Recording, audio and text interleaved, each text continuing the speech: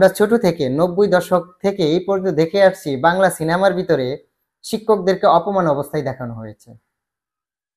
আপনি দেখবেন আমাদের চিত্রনায়ক রাজ্জাক, উনি শিক্ষক হিসাবে বোর্ডে পড়াচ্ছেন, আর বাপ্পারাজ উনি দুষ্ট ছাত্র হিসাবে ব্ল্যাকবোর্ডে বা হোয়াইট বোর্ডে ডিম ছুঁড়ে মারছে। এই সিনেমাগুলো আমরা সবাই দেখছি, এখনো আছে, চলছে।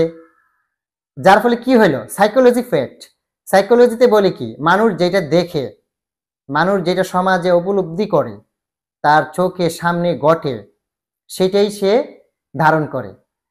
এখন শিক্ষককে শুধু ডিম ছোড়া নয়, আর অন্য কিছু আছে যেটা আমরা বাংলা সিনেমা, নাটক বা বিভিন্ন প্রেক্ষাপটে আমরা দেখতে পাই।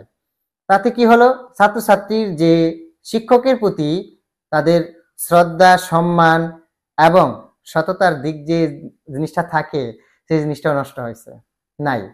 আমরা বলতে পারি এই শিক্ষার অবক্ষয়, শিক্ষকের অবমূল্যায়ন। আমি আরেকটা উদাহরণ দিয়ে বলি আমার বাস্তব কিছু অভিজ্ঞতায়, যে এক শিক্ষক মোটা বেদা তাকে বলে, এই টেম্পো এসে টেম্পো টেম্পো, মানে ছাত্ররা বলে, তার অগোচরও বলে, একটু সামনাসামনি শোনা শোনা অবস্থায়ও বলে।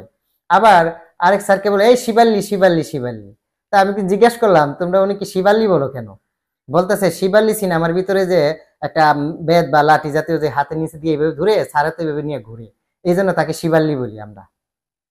তারপর আবার আরেক ভাইরাল এক স্যারের নাম দেখলাম সিদ্দিক। সিদ্দিক, আমাকে ক্ষমা করে দাও, আমার ভুল হয়েছে।